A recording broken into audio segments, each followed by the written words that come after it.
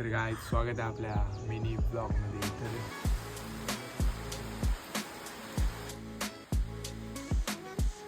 तर पाऊस गेल्यावर मी आणि मित्र निघालो देवळात जायला.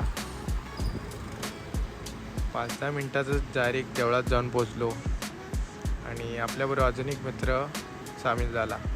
तर बघा कसला हिरोवानी दिसतोय. मग आम्ही निघालो भावाचा वाढदिवस करायला. तर अजून 2 मित्र गावले आणि हा भाव अंडीगण तयार. तर केक कापलेला. केक कापून झाल्यावर आम्ही निघालो घरी जायला. तर घरी जाऊन डायरेक्ट आम्ही निघालो पिक्चर बघण्यासाठी.